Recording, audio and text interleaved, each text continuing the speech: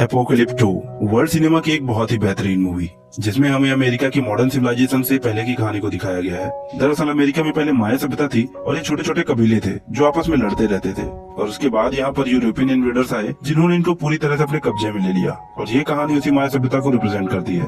तो मूवी शुरू होती है और हमें एक कबीले को दिखाया जाता है जो जंगल में शिकार कर रहा होता है, और दरअसल ये कबीले आज भी पुराने रीति रिवाजों और पुराने तौर तरीकों से चलते हैं। इन्होंने जंगल में हर जगह पर फंदे लगाए होते हैं जिसकी जानकारी सिर्फ इनके ही कबीले के लोगों को होती है कि इनका फंदा कहाँ कहाँ पर लगा है। तभी उस सुअर का जिसका ये शिकार कर रहे होते हैं उसका पैर उसी फंदे की रस्सी से टकरा जाता है, और जैसे ही उसका पैर रस्सी से टकराता है सामने से एक बहुत ही बड़ा लकड़ी का टुकड़ा आता है जिसमें नुकीली नुकीली लकड़ियां लगी होती हैं और सुअर के शरीर में धंस जाती है। अब सुअर की मौत हो जाती है जिससे ये सब बहुत खुश हो जाते हैं। एक्चुअली ये कबीला बहुत ही मस्ती करने वाला होता है और सब के सब वहाँ बैठकर हंसी मजाक करते हुए उस शिकार को काटना शुरू करते हैं। अब सबको एक एक टुकड़ा खाने के लिए दिया जाता है, जैसे किसी को दिल दिया जाता है, किसी को कान देते हैं, किसी को नाक देते हैं। उनमें से एक इंसान ऐसा होता है जिसकी संतान नहीं हो रही होती और सब उससे बहुत मजाक करते हैं, और जब उसकी बारी आती है तो वो उसे सुअर के टेस्टिस निकाल कर देते हैं और कहते हैं कि इसे खाने से संतान हो जाती है। वो आदमी कहता है कि तुम झूठ बोल रहे हो। वो कहता है मैं झूठ नहीं बोल रहा, मेरे पिता ने इसे 10 बार खाया था, और देखो आज मेरी 8 बहनें हैं, एक बड़ा भाई है और एक मैं, यानी हम टोटल 10 भाई बहन हैं। और उसे जो ये बोल रहा होता है वही इस मूवी का मेन हीरो है जिसका नाम है जगुआर पो। उसके पिताजी भी पीछे खड़े होते हैं और वो आदमी इशारे से उनसे पूछता है कि क्या आपने सच में खाए थे। वह बोलता है हाँ। अब जैसे ही वह उसे मुंह में डालता है उसका टेस्ट बहुत ही गंदा होता है, वह उसे खा ही नहीं पाता, उसे उल्टी आ जाती है। अब इतने में सब हंसने लग जाते हैं और उसका मजाक उड़ाते हैं और आपस में लड़ने लग जाते हैं। तभी हीरो के पिताजी, जो इस कबीले के सरदार भी हैं, जिन्होंने उसे कहा था कि मैंने भी खाया है, वो पीछे से आते हैं और उनकी लड़ाई छुड़वा देते हैं और उसको अपने साथ साइड में ले जाकर कहते हैं कि तुम्हें और स्ट्रांग बनना पड़ेगा, तुम बार बार मजाक का पात्र क्यों बनते हो। वो बोलता है कि मेरे बच्चे नहीं होते इसलिए ये मेरा मजाक उड़ाते हैं। वो कहते हैं मेरे पास एक ऐसी दवा है जिसको यूज करने से तुम्हारे बच्चे हो जाएंगे। वो कहता है क्या सच में ऐसा हो सकता है। सरदार कहते हैं हाँ ऐसा हो तो सकता है, लेकिन एक बात का ध्यान रहे कि जो दवा मैं तुम्हें दे रहा हूँ ये बहुत ही स्ट्रॉन्ग है। वो कहता है कि प्लीज मुझे ये दवा दे दो, मैं किसी भी तरह से बाप बनना चाहता हूँ और इन सब का मुंह बंद करना चाहता हूँ। सरदार कुछ पत्ते निकालता है और उसे देता है। वह उसे खाने ही वाला होता है, लेकिन सरदार उसे रोकते हुए कहता है इसे खाओ मत, बल्कि जब तुम संभोग करोगे उससे पहले इसे अपने लिंग में लगा लेना, लेकिन खाना मत। और तभी हमारे हीरो यानी जगुआर पो को एहसास होता है कि उसके पीछे झाड़ियों में कोई है। वो खड़ा होकर उस तरफ देखने लगता है और उनसे पूछता है कि तुम्हें क्या चाहिए। वहाँ झाड़ियों से कुछ आदिवासी निकलते हैं और इनके सामने 4 बड़ी बड़ी मछलियाँ रख देते हैं। वह कहते हैं कि हम यहाँ से गुजरना चाहते हैं, बदले में ये भी अपने शिकार का एक टुकड़ा जो इन्होंने अभी अभी किया होता है उन्हें देते हुए यहाँ से गुजरने की परमिशन दे देते हैं। और अगले ही पल झाड़ियों के पीछे से बहुत सारे आदिवासी निकलते हैं और ये सब के सब वहाँ से जाने लगते हैं। जगुआर पो देखता है कि इनमें से बहुत सारे लोग घायल होते हैं। वह इनसे पूछता है कि हुआ क्या था। उनमें से एक आदिवासी बोलता है कि हमारा कबीला तबाह हो गया और अब हम एक नई शुरुआत के लिए जा रहे हैं। जगुआर पो उनसे पूछना चाहता है कि आखिर हुआ क्या था, और वह उनके पीछे जाने लगता है। और उसके पिताजी, जो इस कबीले के सरदार भी होते हैं, वह जगुआर को उसके पीछे जाने से रोक देते हैं। लेकिन जगुआर कहीं ना कहीं अंदर से परेशान होता है और उसे लगता है कि जरूर कुछ न कुछ गलत हुआ है। उसके पिता उसे कहते हैं कि तुम काफी परेशान लग रहे हो। जगुआर कहता है हाँ मैं हूँ। उसके पिता कहते हैं वह जो कबीला था उनके दिल में डर बैठ गया था और डर का कोई इलाज नहीं होता, और मैं चाहता हूँ कि तुम भी मत डरो और अपना यह डर लेकर तो गांव में बिल्कुल भी मत जाना। अब ये सब के सब वापस अपने कबीले में आ जाते हैं और इनके कबीले का माहौल भी बहुत अच्छा होता है। ये वहाँ पर भी बहुत हंसी मजाक करते हैं, और वो आदमी जिसका सभी मजाक उड़ाते हैं उसे एक बूढ़ी औरत पकड़ लेती है जो उसकी सास होती है। वह उसे कहती है कि तुमने मुझे धोखा दिया है, मुझे एक पोता चाहिए, अगर तुम मुझे पोता नहीं दे सकते तो मैं तुम्हारी जगह किसी और को ले आऊंगी। अब वह आदमी और उसकी बीवी अंदर चले जाते हैं ताकि वह बच्चे के लिए फिर से कोशिश कर सके। और आपको याद होगा कि हीरो के पिताजी ने उसे जंगल में एक दवा दी थी कि अपने लिंग पर लगा लेना और इससे बच्चे पैदा हो जाएंगे।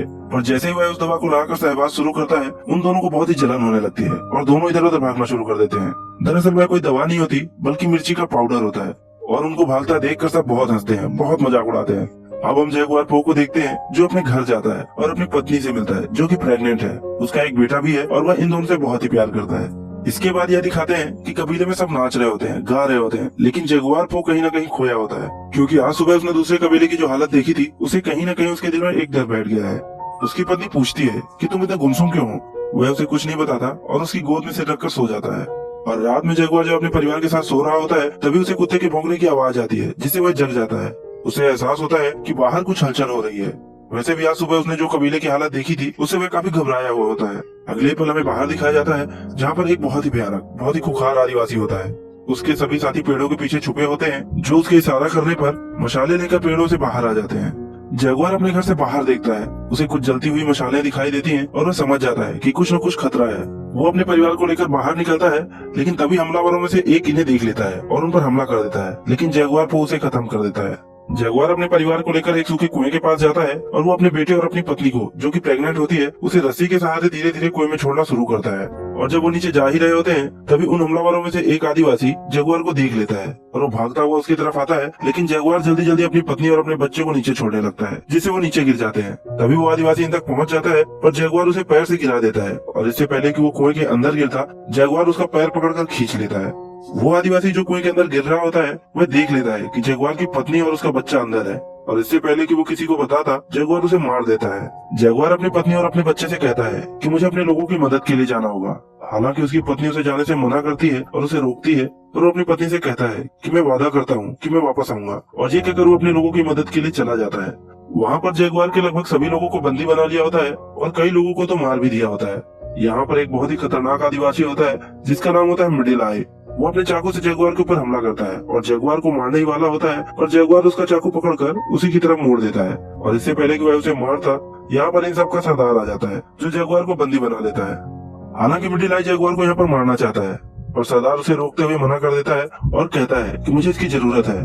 जगुआर के पिता भी बंदी होते हैं और वो अपने पिता से कहता है कि मुझे माफ कर दो पिताजी।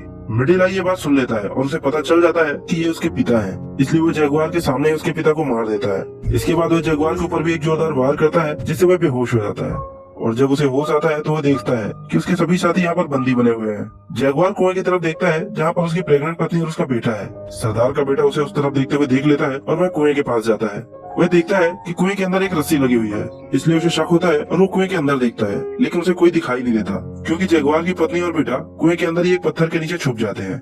वो ऊपर से एक बहुत बड़ा पत्थर भी फेंकता है, लेकिन उसे कोई हलचल नजर नहीं आती। इसके बाद जो रस्सी लगी होती है वह उसे काट देता है, यानी कि अब चाह कर भी जगुआर की पत्नी और बेटा ऊपर नहीं आ सकते थे। और अब इन्होंने जितने भी कबीले वालों को बंदी बनाया होता है, इन सबको अपने साथ लेकर एक लंबे सफर पर निकल पड़ते हैं।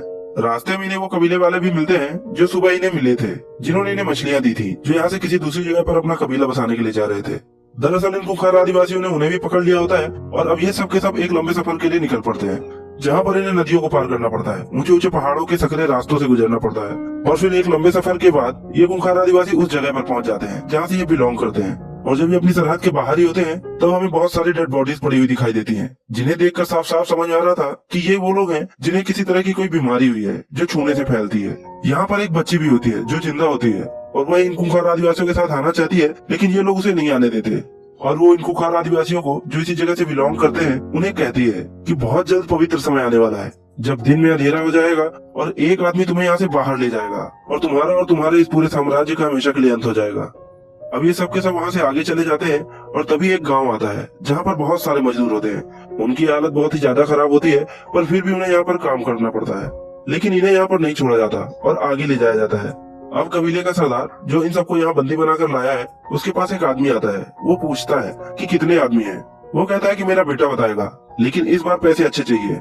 यानी कि ये लोग इन्हें यहाँ पर पकड़कर इसलिए लाए हैं ताकि इन्हें बेच सके। यहाँ पर इंसानों को बेचा जाता है, और इनके साथ जो बंदी औरतें होती हैं, उनकी बोली लगाई जाती है और उन्हें बेच दिया जाता है, और बचे हुए आदमियों को यहाँ से आगे ले जाया जाता है, जहाँ पर बहुत भीड़ होती है। यह एक तरह का मंदिर होता है जहाँ पर इंसानों की बलि दी जा रही होती है, और अब जगुआर को उसकी बलि देने के लिए यहाँ पर ले जाया जाता है। दरअसल ये लोग ईश्वर को खुश करने की बात कर रहे होते हैं, और इससे पहले कि वो जगुआर को मारते, सूर्य ग्रहण हो जाता है और चारों तरफ अंधेरा छा जाता है, जिससे यहाँ पर मौजूद सभी लोग घबरा जाते हैं और सब रुक कर प्रार्थना करने लगते हैं। फिर थोड़ी देर बाद जब सूर्य ग्रहण छट जाता है, तो इनकी बलि नहीं दी जाती, और इन सबको एक दूसरी जगह ले जाया जाता है, जहाँ पर एक लंबा सा ग्राउंड होता है, और उसके दूसरी तरफ होता है मक्के का खेत, जिनके पीछे होता है इनका जंगल। और अब इन सबसे बोला जाता है कि तुम भागो और अपने जंगल चले जाओ। यहाँ पर वो सरदार, जो इन सबको बंदी बनाकर लाया होता है, उसका एक बेटा भी होता है।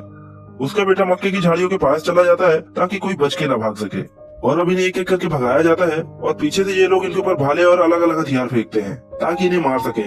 इनके कई साथी मारे भी जाते हैं, और अब जगुआर और उसका एक साथी भागते हैं। ये थोड़ा दिमाग लगाते हैं और जिग जैग पैटर्न में भागते हैं ताकि उनके बाढ़ से बच सके, लेकिन जगुआर के साथी को तीर लग जाता है और वो मारा जाता है।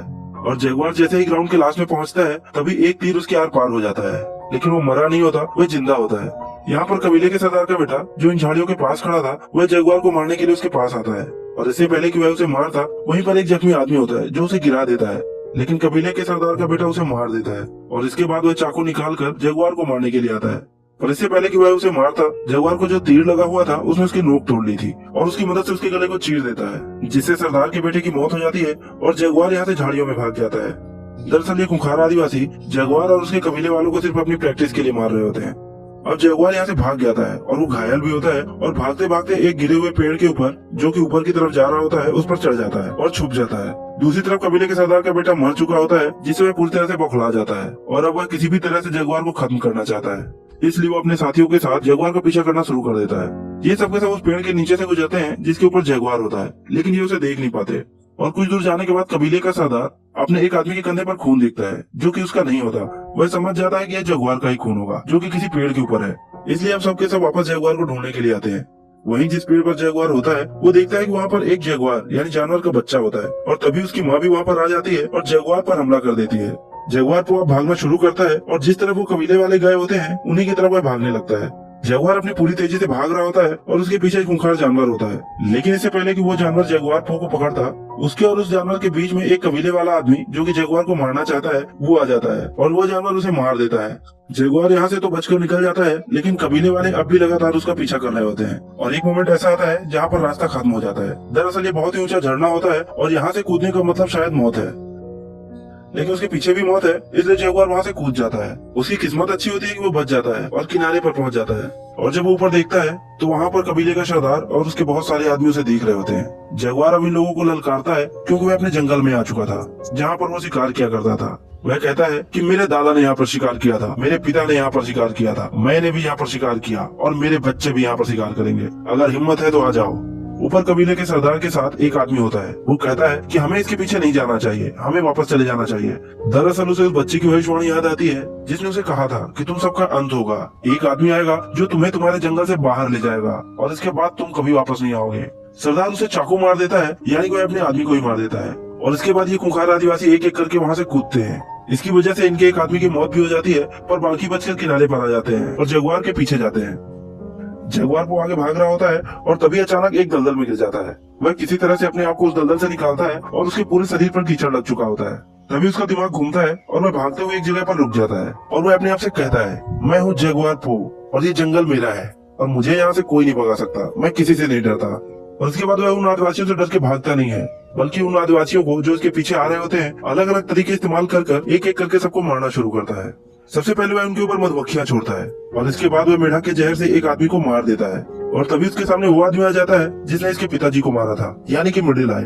जगुआर को देखता है कि बीच में एक हथियार पड़ा हुआ है और मिडिल-आई उसकी तरफ भागना शुरू करता है और वह भी उसकी तरफ भागना शुरू कर देता है। और जैसे ही जगुआर हथियार के पास पहुंचता है, वह अपने घुटनों के बल घिसटता हुआ उस हथियार को उठा लेता है।